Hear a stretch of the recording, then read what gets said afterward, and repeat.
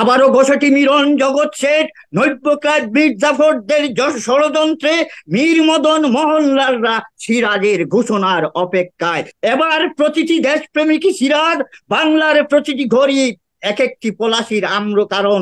হে সিরাজ, আলিয়াকে দ্রুত বিদায় জানিয়ে ঘোষণা দাও রণডঙ্কার, নইলে নইলে আমি ঘোষণা দিলাম নৈব্য ক্লাব এবং জগৎ শেঠদের গর্দান উড়িয়ে দেওয়ার মহান স্রষ্টার নির্দেশনায়। জনাব শওকত হোসেন বলুন, আপনি কোথা থেকে বলছেন? ছোট্ট করে প্রশ্ন করবেন, একদম খুব সংক্ষিপ্ত আকারে যত জনাব শওকত হোসেন বলুন।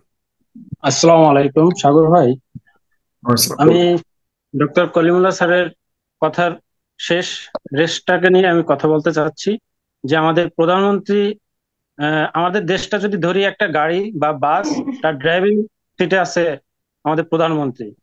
একটা গাড়ির বিভিন্ন ধরনের জাতি থাকে, কেউ বিশৃঙ্খলা সৃষ্টি করে, কেউ ভদ্র থাকে। এখন দেখা যায় আমরা যাত্রাপথে গাড়ির যাত্রীরা কিছু ড্রাইভার, হেল্পার বা কন্ট্রাক্টর, এখানে ড্রাইভারের কিছু সমস্যা থাকে না, কন্ট্রাক্টর বা হেল্পারের সমস্যার কারণে যাত্রীরা উত্তেজিত হয়, বকাঝকা করে। তখন কি করে, ড্রাইভিং সিটে যিনি থাকেন তিনি মানে বিরক্ত হয়ে এলোমেলো ভাবে ইচ্ছা করে যাদের যাত্রীরা বিরক্ত হয় সেইভাবে একটা পরিস্থিতি তৈরি করে। কিন্তু কিন্তু মূল সমস্যা তৈরি করছে কে? হেল্পার বা কন্ট্রাক্টর, যার কারণে যাত্রীরা বিরক্ত হচ্ছে। ড্রাইভার সেটার সাথে সেটা তার হেল্পার বা কন্ট্রাক্টরকে যদি ড্রাইভার নিয়ন্ত্রণ করতে না পারে, সেক্ষেত্রে ওই গাড়িটা কিন্তু বিপদ সীমার উপর থেকে যাবে, যে কোনো সময় অ্যাক্সিডেন্ট করতে পারে, যেটা কলিমুল্লাহ স্যার বলছেন। এখানে আমাদের প্রধানমন্ত্রী যিনি যেটা বলছেন, যখন ছাত্ররা আন্দোলন করছিল তখন শুধু কোটা সংস্কার নিয়ে কোটা সংস্কার নিয়ে আন্দোলন করছিল, কিন্তু প্রধানমন্ত্রী কোনো বক্তব্য নিয়ে ছাত্ররা কোনো ই করে নাই। কিন্তু প্রধানমন্ত্রী যখন একটা শব্দ মানে 1 ঘন্টা কথা বলুক বা 5 ঘন্টা কথা বলুক, একটা শব্দ ব্যবহার করছে, রাজাকার শব্দটা কাকে বলছে, কি জন্য বলছে, এটা আমার প্রয়োজন জানার প্রয়োজন নাই, বলার প্রয়োজন নাই। এই রাজাকার শব্দটা বলা তার জন্য, এটা জাতির জন্য একটা কলঙ্ক। এই রাজাকার শব্দটা ব্যবহার করা জাতির জন্য কলঙ্ক। এখনো অনেক লম্বা সময় নিয়েছেন, এত সময় আসলে নেওয়া উচিত। আফজাল হোসেন বলুন, 30 সেকেন্ডে প্লিজ। আসসালামু আলাইকুম সাগর ভাই, শোনা যায়? জি শুনতে পাচ্ছি, বলুন কোথা থেকে বলছেন, প্রশ্নটা করে ফেলুন 30 সেকেন্ড। আমি দক্ষিণ কোরিয়া থেকে বলছি ভাই। হয়তো বাংলাদেশের বর্তমান প্রেক্ষাপটে 2 দিন যাবত মনের দিক থেকে খুবই অশান্তিতে আছি ভাই। আমার প্রশ্ন হলো, বিশেষ করে এখানে রিপন ভাই আছে, উনি তো অনেক বিজ্ঞ এবং জনগণ সাধারণ আমরা যে অল্প বয়সী যুদ্ধ দেখি না, আমাদেরকে সংজ্ঞা প্রশ্নটাই হচ্ছে ভাই রিপন ভাইয়ের কাছে, যে আমাদের দেশের অবৈধ সরকারের প্রধানমন্ত্রী তার উৎসাহীমূলক বক্তব্যের কারণে মুক্তিযোদ্ধার বাহিরে যারা আছে সবাইকে রাজাকার আখ্যায়িত দেওয়ার কারণে এই যে আজকে পর্যন্ত 6 জন এই কোঠা সংস্কারের যে শিক্ষার্থী মারা গেল, এর দায় কি শেখ হাসিনা উপরে থাকবে না অন্য কোথাও যাবে? জনাব রোমান, মোহাম্মদ রোমান বলুন। সালামু আলাইকুম, সকলের প্রতি আমার সালাম। আমার প্রশ্ন ছাত্র ভাইদের পক্ষ থেকে যিনি আছে তার কাছে, আজকে যে ভাই সামনে বুক পেতে দিয়ে যে গুলি খেয়ে মারা গেল, ওই ভাইয়ের জন্য আপনারা কি করবেন? আপনাদের সরকার অবশ্যই আপনাদের দাবি অবশ্যই মেনে নিবে, সরকার মেনে নেওয়ার পরে আপনারা সবাই চাকরি করবেন, কিন্তু ওনার যে বৃদ্ধ বাবা মা রয়েছে তার জন্য আপনারা কি করবেন? তার জন্য কি পরিকল্পনা আছে? আপনারা পারলে ওনার জন্য একটা শহীদ মিনার তৈরি করবেন, এবং কি একটা এমন কিছু একটা করুন যাতে তার কথা সবাই মনে রাখে, কারণ তার জীবনের বিনিময়ে কিন্তু আপনারা এই আন্দোলনের এত পাইছেন। আর আমি ওই রিপন ভাইরে ধিক্কার জানাই, আমি আরেকটা কথা, সাগর ভাই একটাই বলবেন প্লিজ, অনেকেই ধন্যবাদ আপনাকে, ধন্যবাদ। সম্মানিত সঞ্চালক ভাই, অতিথিবৃন্দ এবং দেশ বিদেশের দর্শকবৃন্দ, আসসালামু আলাইকুম। যেহেতু শেষ পর্যায়ে আমি ছোট্ট করেই বলবো, গতকাল শান্তভাবেই কোটা আন্দোলন চলছিল। গতকালকে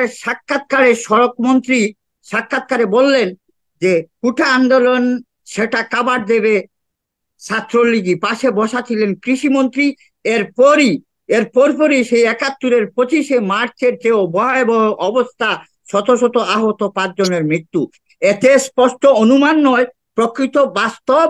সড়কমন্ত্রীগণদের আদেশে সাদ্দাম গংরা সেই ৭১-এর ২৫শে মার্চের পুনরাবৃত্তি ঘটিয়েছে। ২ নম্বর, অর্থ পাচার, বৈষম্য, ভোটের ফলাফল লুটের প্রতিবাদ। জাস্ট ৩০ সেকেন্ড, আমি বুঝি ভাই সময়ের মূল্যটা।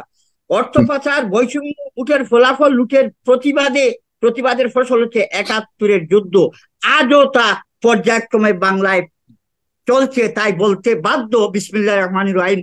বন্দি স্বাধীনতার দর্শিতা আইনে গণতন্ত্রের ফাঁসি, ভোটাধিকার লুট, মানবতার করুণ চিৎকার। আবারও ঘষাটি মিলন জগৎ শেঠ, নৈব্যকার বীর জাফরদের ষড়যন্ত্রে মীর মদন মোহনলালরা সিরাজের ঘোষণার অপেক্ষায়। এবার প্রতিটি দেশপ্রেমিক সিরাজ, বাংলার প্রতিটি ঘড়ি এক একটি পলাশির আম্র কারণ। হে সিরাজ, আলিয়াকে দ্রুত বিদায় জানিয়ে ঘোষণা দাও রণডঙ্কার, নইলে আমি ঘোষণা দিলাম নৈব্য ক্লাব এবং জগৎ শেঠদের গর্দান উড়িয়ে দেওয়ার মহান স্রষ্টার নির্দেশনায়। আর এতগুলো লাশ ফেলার পরেও আর বসে থাকার কোনো টাইম নাই। এই অবৈধ সংসদকে অবশ্যই টোটালি ভোটের মাধ্যমে পরাজিত করতে হবে। ধন্যবাদ আপনাকে। জনাব সাদি জনাব সাদি, ধন্যবাদ। হ্যাঁ, আসসালামু আলাইকুম সাগর ভাই, আপনাকে অসংখ্য ধন্যবাদ। আমি ঢাকা থেকে বলছি। আমি আমার বক্তব্যের শুরুতে খুবই দুঃখ প্রকাশ করছি যে আজকে আমাদেরকে ৬টা একটা করে লাশ গুনতে হলো। তো বলার শুরুতে আমি বঙ্গবন্ধুর একটা ভাষণের প্রথম একটা লাইন আমি খুব মনে পড়তেছে আজকে। উনি বলেছিলেন যে আজ ঢাকা, চট্টগ্রাম, খুলনা, রাজশাহী, রংপুরে।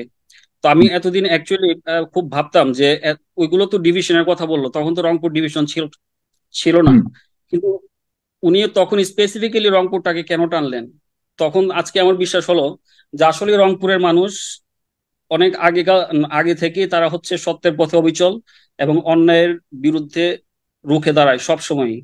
তো আজকে আমার এটা আসলে মনে প্রাণে বিশ্বাস হয়ে গেল, রংপুরবাসী আসলে আজকে যে ছেলেটা মারা গেছে, আমি বলবো সে আসলে একটা বাঘের বাচ্চা। সে যেইভাবে তার বুক পেতে দিল এবং মৃত্যুকে যে সে কিভাবে আলিঙ্গন করলো, I am proud of this.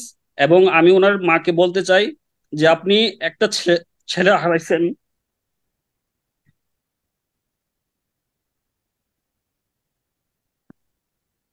But সারা বাংলাদেশের ছেলে আজকে আপনার পক্ষে আছে।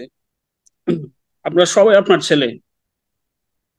আর আরিফুর রহমান ভাইকে আমি বলতে চাই, ভাই একটু আবেগ দেখাইতে গেলে যখন টকশোতে আবেগ দেখাবেন, একটু আবেগটা ধরে রাখবেন। কারণ হচ্ছে আপনি যে বললেন না যে this is Bangladesh, this is Bangladesh, বঙ্গবন্ধুর ছবিটা ভালোভাবে দেখা যায় নাই, একটা মডেলের ছবি খুব সুন্দরভাবে দেখা গেছে। তাই একটু আবেগ ধরে রেখে দেন হচ্ছে টকশোতে কথা বলবেন। আমার আরিফুর রহমান ভাইয়ের কাছে 2টা প্রশ্ন। উনি তো কোমলমতি ছাত্রছাত্রী বলছে যারা আজকে রাজপথে ছিল, কিন্তু ছাত্রলীগকে উনি কি মানে আখ্যা দিবে, তারা আসলে কোন দলে পড়ে, কোমলমতি নাকি অন্য কিছু? আজকে ওনার এটা দেওয়া উচিত, এটা পরিষ্কার করুক। আর একটা হচ্ছে প্রধানমন্ত্রীর ব্যক্তিগত চিকিৎসক যারা আছেন তারা কি অ্যাকচুয়ালি কোটা থেকে আসছে নাকি তারা মেধার জোরে বা তাদেরকে ওই এক্সপার্টাইজ দেখে নিয়োগ করা হয়েছে, এটা আমার খুব জানার ইচ্ছা। যদি এক্সপার্টাইজ দেখে নিয়োগ করা হয় এবং কোটা থেকে না নেওয়া হয়, তাহলে যার কাছ থেকে চিকিৎসা নিতে আমি মেধাকে দেখি, আমি সারা বাংলাদেশের দায়িত্ব আমি কিভাবে মেধা ছাড়া কোটাকে দিচ্ছি? একটু আমার এটার উত্তর দিয়ে যাবেন।